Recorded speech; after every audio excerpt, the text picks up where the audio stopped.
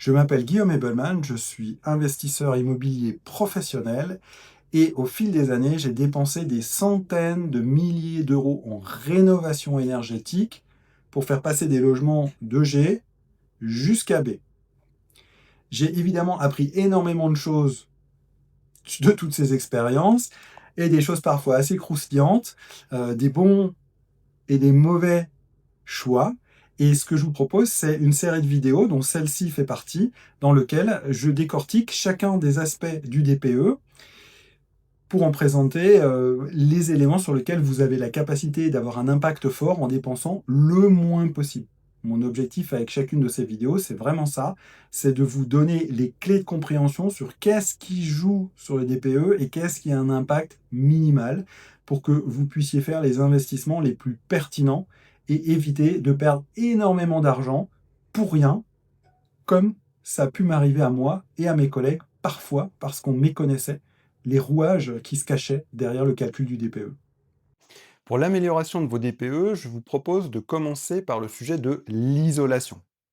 Donc on va parler à la fois de l'isolation des planchers, des murs, des combles et des toitures. On a vraiment toute cette partie enveloppe du bâtiment, c'est quelque chose qui a énormément d'impact à la fois sur votre lettre de DPE, mais aussi, il faut l'avouer, sur le confort potentiellement des habitants du logement. On va voir un petit peu les détails. Donc en gros, vous avez, on va parler des murs.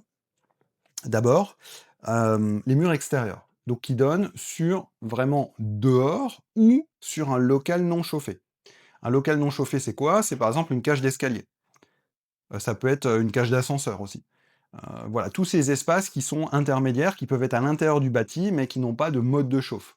Et le DPE va être très vigilant là-dessus parce que, une cage d'escalier, s'il y a une vitre cassée ou une porte toujours ouverte, en plein hiver, elle peut être extrêmement froide. Presque aussi froide que, l'extérieur plein.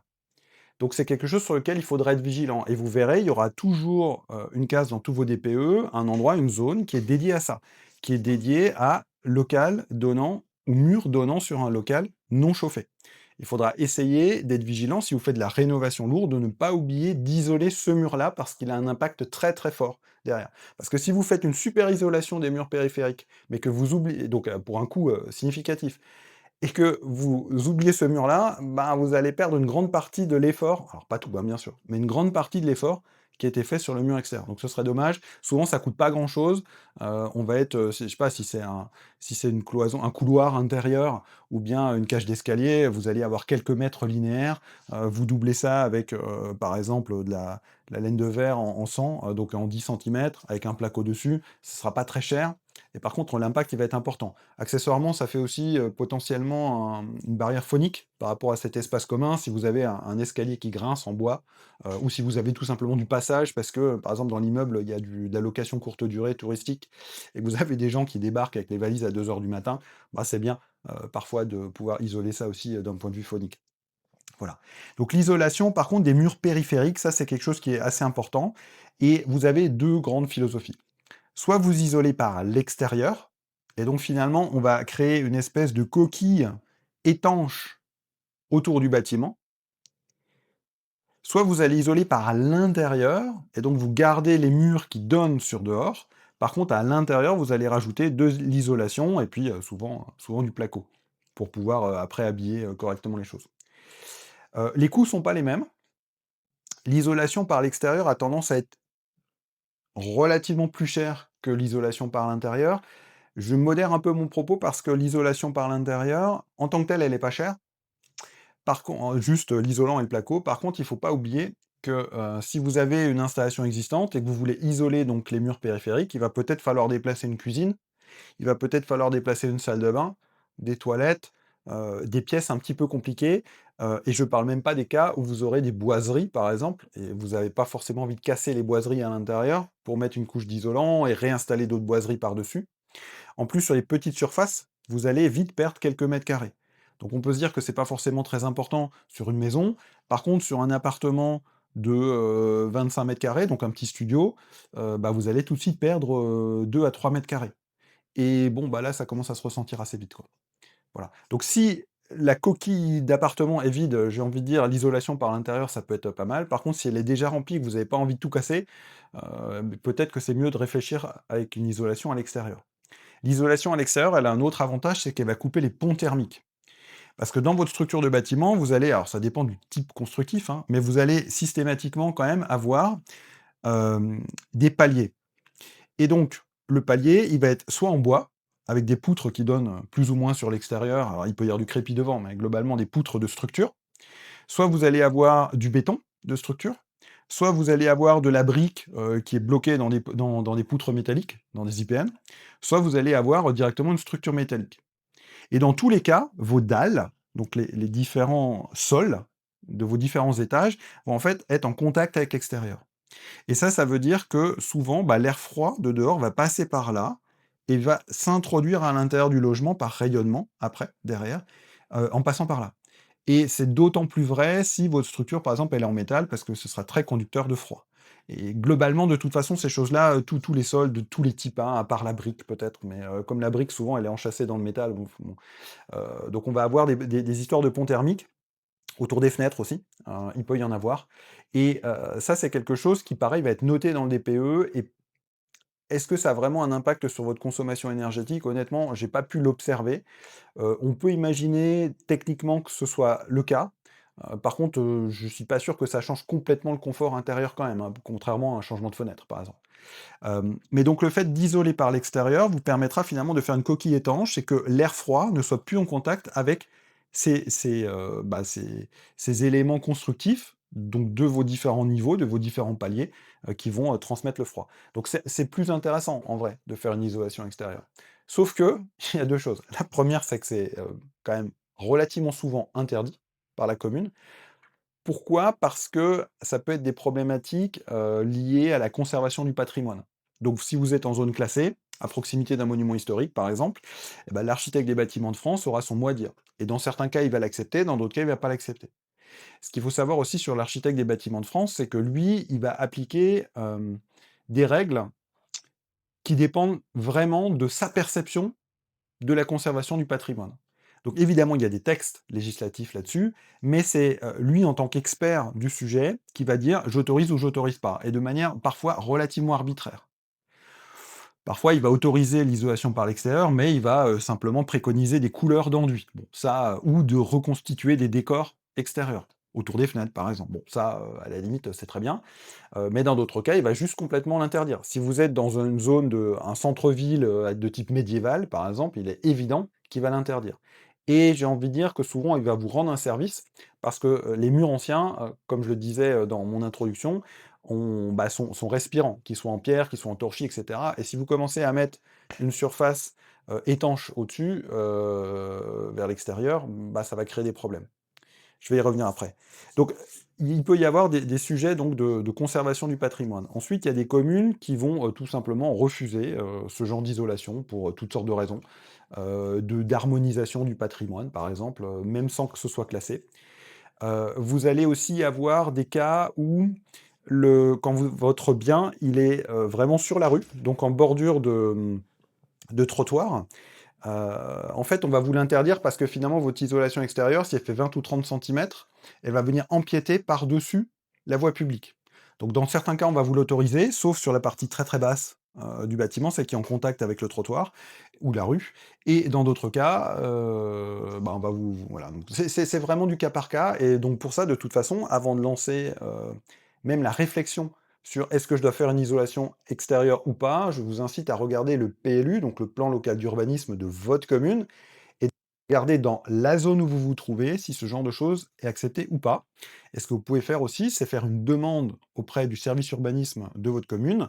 Ça s'appelle un CUB, donc un certificat d'urbanisme d'information à ce stade-là, ou opérationnel, comme vous voulez, si vous êtes déjà prêt à vous lancer. Donc c'est un document qui se remplit en 15 minutes, hein. C'est vraiment trouver en général sur le site de la mairie, et dans lequel vous allez décrire votre projet. Vous dites voilà, j'habite là, je suis monsieur ou madame X, j'habite ici, en tout cas mon bien est ici, j'aimerais faire ça. Et du coup, la mairie a un mois pour vous répondre sur quelles sont les choses que vous avez le droit de faire ou pas. Est-ce que votre projet il est autorisé ou pas? Si vous êtes en zone classée, l'architecte des bâtiments de France va aussi repasser derrière pour éventuellement donner des préconisations qui sont peut-être différentes ou qui sont plus précises. Donc ça veut dire que là, vous attendrez 2 mois. Par contre, vous avez un document derrière, établi par l'urbanisme, qui a une valeur pour 18 mois derrière, d'accord. Donc si vous disent: «OK, c'est bon», en tout cas pour un certificat d'urbanisme opérationnel, si vous êtes prêt à lancer les choses, et qu'ils vous disent oui, et que vous faites les travaux dans les 18 mois, ils peuvent pas revenir dessus en disant: «Non, mais en fait, finalement, on a changé d'avis». Voilà. Donc ça, c'est quand même quelque chose d'intéressant. Et donc, l'isolation par l'extérieur, donc elle a cet avantage-là d'être faite de manière relativement simple, sans casser tout ce qu'il y a à l'intérieur, de casser les ponts thermiques, puisqu'il n'y en a plus du coup. Il faut donc juste être extrêmement vigilant sur le matériau que vous allez utiliser en fonction du type de mur que vous avez. L'isolation par l'intérieur, je le disais, est moins chère, mais par contre, ça oblige à tout revoir. Par exemple, exemple très simple, hein, mais quand vous faites une isolation par l'intérieur, vous déplacez les murs quelque part, et en rajoutant l'isolant plus le placo. Donc ça veut dire qu'il faudra changer aussi tout le système électrique. Voilà. Donc il faut vraiment, s'il y a des systèmes de radiateurs, qui passent avec des tuyaux apparents, bah, c'est pareil, il va falloir les déplacer. Les radiateurs, il va falloir les déplacer aussi. En plus, les radiateurs, si c'est des gros radiateurs en fonte, qui sont, alors souvent ils sont posés ceux-là, mais s'ils sont un peu intermédiaires, ils sont très lourds, ils sont fixés au mur, sur un mur, en pierre ou sur un mur en briques très solide, vous n'allez pas pouvoir les fixer sur votre placo, hein, parce que le placo il va tomber, hein. Parce que si vous mettez un radiateur de, je sais pas, 60 kilos sur du placo, alors ça se fait, avec des très bonnes chevilles, mais je vous déconseille de faire ça, hein. Voilà, je vous conseille plutôt à ce moment-là d'opter pour des radiateurs que vous posez au sol, comme ça vous êtes tranquille. Mais donc ça vous oblige à plein de travaux par ailleurs. Si vous êtes, je sais pas, vous avez tout d'un coup dans votre zone, vous avez une salle de bain et il y a une baignoire qui est contre le mur extérieur. Bah, si vous voulez isoler ça, ça veut dire qu'il faut casser la baignoire, il faut casser la faïence, il faut déplacer l'ensemble, il faut déplacer les écoulements, enfin, il y a plein d'impacts en fait de travaux. Donc si vous faites une rénovation complète du logement, ça a du sens. Sinon, faites attention. Après, ça sert à rien de isoler tous les murs. Isoler les murs périphériques, donc ceux qui donnent vers l'extérieur, et comme je le disais avant, ceux qui donnent vers des locaux non chauffés. Et ensuite, typiquement dans DPE Wizard, on va vous poser des questions là-dessus parce que souvent dans les DPE, ça c'est un point qui est pas bien pris en compte. C'est-à-dire qu'il va y avoir, le diagnostiqueur, il va voir certains murs, il se dit il va taper, il va dire: «OK, ça semble isolé», parce que en fait, qu'est-ce qu'il fait un diagnostiqueur? C'est très simple, hein. Il va venir avec le doigt, il va entendre que c'est un mur en placo, parce que ça s'entend. Il va regarder l'épaisseur du mur au niveau d'une fenêtre, d'une embrasure de fenêtre, et il va dire: «OK, là je vois qu'il y a le mur, il est là, qui fait cette épaisseur, et donc j'imagine que donc il y a 5, 10, 12, 15, 16 centimètres d'isolant derrière. En fait, ça, on arrive à le déduire, quoi, finalement. Et ce qu'il faut savoir aussi, c'est que le diagnostiqueur, lui, il s'engage. Donc ça veut dire qu'il ne prendra pas de risque. S'il n'arrive pas à le déterminer, est-ce qu'il y a d'isolant ou pas, il va dire qu'il n'y en a pas. Il va cocher la case par défaut. Donc encore une fois, c'est pas de sa faute. C'est juste lui, derrière, il a une responsabilité dessus. Donc si vous n'avez pas l'information et vous n'avez pas de preuves à lui donner par rapport à ça, bah lui, il va pas prendre de risque. Donc gardez bien ça en tête. Si vous faites des travaux, gardez toujours les factures des matériaux qui sont utilisés. C'est pas juste de dire il y a de la laine de verre de 10 centimètres. C'est quelle laine de verre exactement? Parce que du coup, lui, il va appliquer le vrai coefficient. Parce que pour tous les matériaux que vous allez rencontrer, en termes d'isolant, vous aurez des performances qui vont varier d'une marque à l'autre ou d'une version de produit à l'autre. Vous ne pouvez pas vous dire, voilà, la laine de verre 10 centimètres, ce sera toujours exactement la même performance, parce qu'il va y avoir des différences de qualité là-dedans. Et même de pose, après, bon, on pourrait en discuter longtemps. Voilà. Donc, en tout cas, il y a ça, et donc si votre bâtiment il est classé, bah là, ça va être très compliqué. Parce que si vous avez la configuration comme moi j'ai, une zone où à l'extérieur c'est interdit, parce qu'on est dans une zone de patrimoine, et à l'intérieur vous avez des boiseries, vous pouvez rien faire.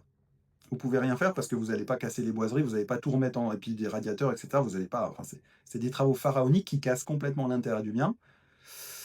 Voilà. Au même titre que la hauteur sous plafond. Si maintenant vous avez un bien, par exemple haussmannien, dans lequel au rez-de-chaussée vous avez 3,70 m sous plafond, 2,70 m à l'étage d'au-dessus peut-être, et puis peut-être au dernier étage, vous aurez genre 2,20 m ou 2,30 m. Bon, bah, en fait, à l'étage du bas, vous allez avoir un très gros volume parce que vous avez une très grande hauteur sous plafond. C'est surface multipliée par la hauteur sous plafond, le volume. Mais vous n'allez pas descendre, vous allez pas. Enfin, il y a des diagnostiqueurs qui m'ont proposé ça, je peux vous le dire, hein. Dire, ah oui, mais pour réduire le truc, c'est simple. Aujourd'hui, vous avez 3,65 m là, vous avez qu'à réduire votre plafond à 2,50 m. Ouais, mais si moi je réduis mon plafond à 2,50 m, je perds tout le caractère de l'intérieur du bien, je perds toutes les moulures de plafond. Enfin, c'est quoi l'intérêt du truc, quoi? À ce moment-là, autant que j'achète un appartement qui n'a pas du tout ces caractéristiques. Mais si on achète ça, c'est parce qu'on veut conserver un intérêt. Donc, vous voyez, il y aura souvent dans le DPE des arbitrages à faire entre la théorie que va vous sortir le DPE, dire il faut faire une isolation par extérieur. Ok, très bien, mais c'est pas autorisé. Ah bah alors faites une isolation par l'intérieur. Ok, très bien, mais sauf que chez moi, c'est pas possible. En fait, il y a trop de travaux, c'est trop lourd. Ah bah du coup, vous avez un mauvais DPE. Voilà.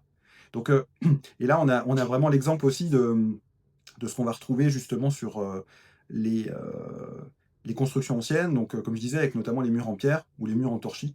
Parce que là, on va être sur du mur qui respire. En gros, la pierre, ou l'autre matériau, il va évacuer l'humidité intérieure par là. C'est perspirant, hein, on appelle ça. Voilà. Et ils sont microporeux, quoi, finalement. Et le matériau en lui-même, il régule l'hygrométrie. C'est pour ça qu'à l'époque, il n'y avait pas besoin de VMC et de choses comme ça. En fait, ils construisaient de manière presque plus intelligente qu'aujourd'hui. Aujourd'hui, on fait des coquilles étanches et après, on est obligé de rajouter des VMC qui vont faire des entrées d'air et des choses. Enfin, quelque part, c'est pas forcément très pertinent. Voilà. Quand vous êtes à l'intérieur d'un logement, vous allez produire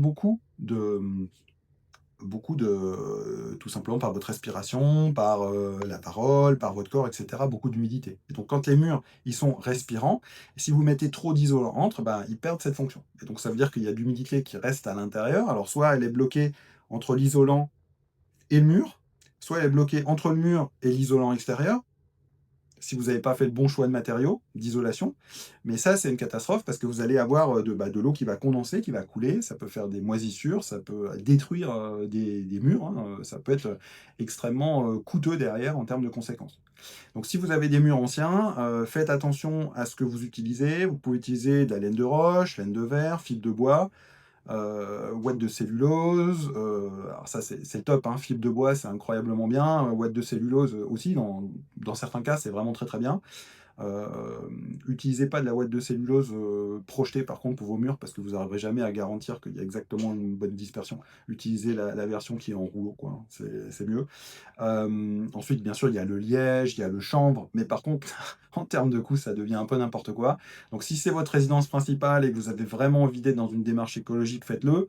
Mais sachez que pour le DPE, par rapport à un autre isolant, il n'y aura pas forcément un impact extrêmement significatif. Par contre, il n'est pas impossible que vous ayez payé 3 fois plus cher votre, votre matériel d'isolation, sans compter que généralement les artisans qui appliquent ce genre de matériaux le font extrêmement bien, mais ils le font très bien payé aussi. Donc vous allez avoir double ou triple peine pour quelque chose qui n'aura pas un impact DPE forcément considérable. L'écologie du matériau n'est pas pris en compte dans le DPE, sachez-le. Si ce matériel écologique est plus performant d'un point de vue résistance thermique, il y a un impact, mais on va être sur du pouillème par rapport à d'autres choses. Donc je vous incite à chercher du matériau qui est de bonne qualité, qui est le moins polluant possible, ne serait-ce que pour les gens qui habitent dedans, encore que si c'est complètement plaqué derrière, on ne se rend pas trop compte. Mais sachez que ce point-là, en tout cas, n'a pas d'impact sur les DPE. Et surtout, ce qu'il faut proscrire avec ces murs respirants, c'est tout ce qui va être polystyrène expansé. Autant ça va bien marcher avec d'autres types, hein, avec des structures béton, par exemple. Bon, ok, très bien. Mais par contre, si votre structure, elle respire, surtout pas mettre de polystyrène expansé à l'extérieur. C'est dommage parce que en termes d'isolation extérieure, c'est le moins cher, c'est plus rapide. Mais sauf que là, vous allez avoir des catastrophes. Ça va étouffer en fait le bâtiment ancien qui se trouve derrière concrètement. Il faut éviter aussi des laines minérales et polystyrène qui sont sensibles à l'humidité. Donc il faut vraiment bien choisir hein, son équipement. Suivez les préconisations du professionnel, hein, mais vérifiez quand même là aussi derrière. Sauf si c'est vraiment un professionnel que vous connaissez bien ou qui vous avez parfaite confiance. Moi, j'ai eu l'occasion d'avoir des mauvais conseils hein, parfois là-dessus. Donc, restez vigilants, c'est comme toujours. C'est un gros investissement pour vous. Donc, c'est toujours bien quand on fait un gros investissement de comprendre ce qu'on fait. Voilà. Parce que si derrière vous avez de l'emprisonnement d'humidité, des moisissures, des champignons, ben, vous n'aurez rien gagné, quoi. Donc là, on a beaucoup parlé des murs. Ensuite, ce qui est important aussi, c'est les parties hautes. Donc ce qui va être à la fois les combles, qu'ils soient habités ou pas, et les rampants sous toiture. Et là, j'ai 2-3 retours d'expérience à vous faire. Alors, si le comble est habité, il n'y a pas de question, il faut vous faire une isolation des rampants. Donc les rampants, c'est les pentes de toit. Donc, vous pouvez faire toutes sortes de sandwichs divers et variés avec des lames d'air. Ça, c'est très important pour que l'air circule hein, entre les tuiles et votre isolant. Il peut y avoir du pare-vapeur. Certains en mettent, certains en mettent pas. Ça, voilà, c'est mieux d'en mettre. Mais par contre, parfois, techniquement, c'est compliqué de mettre un pare-vapeur parce que ça oblige à enlever toutes les tuiles.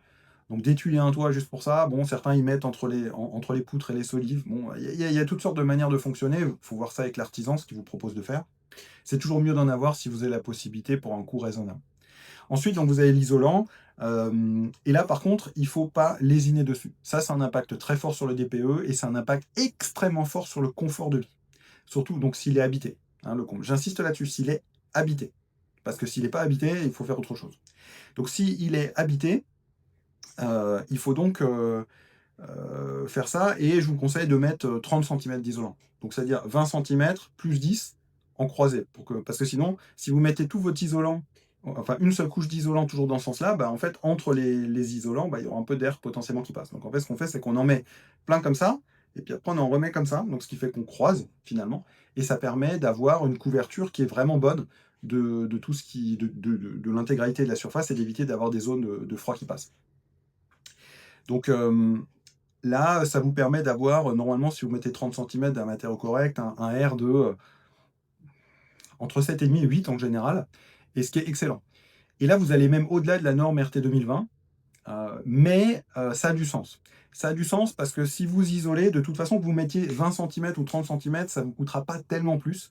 Parce que ce qui va vous coûter, c'est finalement d'installer toutes les fixations et de plaquer, de faire tout le placo par derrière avec les bandes, les peintures, les trucs et tout. Donc, ça ne va pas changer grand-chose au prix. Par contre, ça va vraiment changer quelque chose en termes de confort et je dirais même beaucoup plus de confort d'été. Parce qu'aujourd'hui, alors ça dépend dans quelle région vous êtes, mais même moi qui suis en Alsace, le confort d'été, c'est devenu un vrai sujet. Presque plus que le confort d'hiver, parce que voilà, pour éviter de mettre des clims, bon, il faut avoir de la ventilation naturelle, etc. Mais il faut aussi avoir une isolation de toiture qui est correcte. Et donc ça, c'est quelque chose d'intéressant s'il est habité. Par contre, si votre comble n'est pas habité, donc si c'est un comble perdu dans lequel vous ne faites rien, parce qu'il est tout petit, ou etc. Ne faites surtout pas une isolation des rampants. Parce qu'isolation des rampants, c'est quand même assez cher. Si le comble est perdu, il faut absolument que vous fassiez une isolation du sol. Alors ils peuvent se faire soit en projetant de la ouate de cellulose, là pour le coup ça marche bien. Autant dans les murs, c'est compliqué de savoir quelle est l'épaisseur à chaque endroit et qu'il n'y a pas des zones qui ont été non couvertes. Autant sur une surface au sol, on voit tout de suite en fait l'épaisseur à tous les endroits. Donc ça peut être de la projection de ouate de cellulose, ou ça peut être de poser tout simplement l'isolant, pareil, 30 cm, donc la même épaisseur, en croisé, mais au sol. Voilà, donc en fait c'est des gros rouleaux qui sont déroulés, etc. Donc c'est extrêmement facile, donc c'est pas très cher. Par contre, derrière, ça va faire que finalement la chaleur qui est accumulée par la toiture va rester dans les combles perdus et ne va pas descendre en rayonnement par le plafond dans le logement qui est en dessous. Et ça, c'est quelque chose qui a un impact très fort sur les DPE. Par contre, donc, je vous disais, si le comble est perdu, faites votre isolation au sol. Pourquoi? Parce que donc, en termes de qualité, de confort pour les habitants de l'étage du dessous, c'est pareil, hein. Enfin, faut être clair. Hein. Par contre, en termes de DPE, c'est complètement différent. J'en ai fait l'expérience. En fait, ce qui va se passer, c'est que si il y a un critère dans le DPE qui est, est-ce que, donc je vous disais, est-ce que l'habitation, est-ce que la zone donne sur un local non chauffé? J'ai parlé des cages d'escalier. Bah là, il y a pareil, il y a est-ce que le plafond donne sur un local non chauffé? C'est de la même manière. Et si jamais vous avez isolé au sol, en fait, il va y avoir marqué donne sur un local, donc il va y avoir marqué plafond isolé donnant sur local non chauffé. Mais comme le plafond il est isolé avec 30 cm, donc en gros un R de 8, du coup tout va bien. Par contre, si vous avez isolé les rampants en vous disant ouais peut-être qu'un jour je vais faire un peu de grenier là-dessous, je vais peut-être stocker des trucs, pour l'instant j'ai rien, mais pourquoi pas. Donc non seulement vous avez payé beaucoup plus cher pour faire l'isolation des rampants, mais en plus dans le DPE, le diagnostiqueur, il va être obligé, parce qu'il n'y a pas le choix, de cocher que le plafond donne sur un local non chauffé. Et ils s'en foutent complètement qu'il y ait de l'isolant ou pas. C'est ailleurs qui va indiquer qu'effectivement la toiture est isolée. Mais vous, vous aurez concrètement que votre étage, les plafonds donnent sur un local non chauffé, et donc non isolé. Quand bien même vous avez isolé la toiture. Je ne sais pas si c'est très clair. Hein. Je me suis fait avoir. Et alors, ça ne va pas casser votre lettre.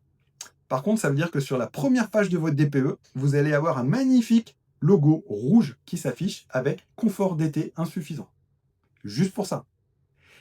Votre toiture est isolée, mais ça compte pas parce que entre votre étage d'habitation et les combles perdus, il n'y a pas d'isolant. Donc en fait, du coup, ils mettront ça. Voilà. Donc c'est un exemple en fait de problème aujourd'hui, typiquement du logiciel. Mais il y en a plein comme ça, hein. Mais donc voilà, c'est un exemple que j'ai vécu.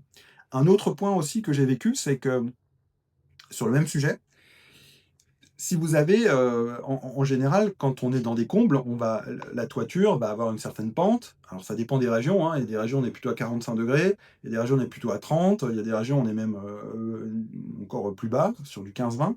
Mais du coup, vous allez avoir des zones un peu inaccessibles sur les côtés. Et quand vous aménagez des combles perdus, ce qu'on fait en général, c'est que dans les parties qui sont complètement au bout, ben, on met un pied droit en placo à 60 ou 70 cm de hauteur. En gros, tout ce qui est en dessous de 60 ou 80 cm de hauteur, on met un pied droit, on dit, ah, de toute façon, ça s'est perdu, on n'arrivera jamais à l'aménager, ça sert à rien, quand ils sont habités. Sauf que du coup, quand vous avez votre diagnostiqueur qui vient en dessous et qui fait le diagnostic, il dit, au fait, qu'est-ce qu'il y a là au-dessus? Ah bah il y a un local chauffé puisque c'est un local habité. Ah super, on peut y aller? Ah ben on y va, on monte et on dit voilà, j'ai mis 30 cm d'isolant et en plus je l'ai fait descendre jusqu'en bas. L'isolant parce que j'ai fait les choses bien, j'ai fait descendre l'isolant jusqu'en bas des toitures. Par contre là on a fait effectivement voilà, des espèces de caches, hein, appelons ça comme ça, hein, en placo parce que de toute façon on n'allait pas aller jusqu'au bout. Ah oui mais du coup, la partie qui est derrière ce morceau de placo là qui va jusqu'au bout de la pente, en fait il n'est pas chauffé. Non, il n'est pas chauffé, mais il est isolé puisque j'ai fait descendre l'isolant jusqu'au bout. Ah oui, mais il n'est pas chauffé.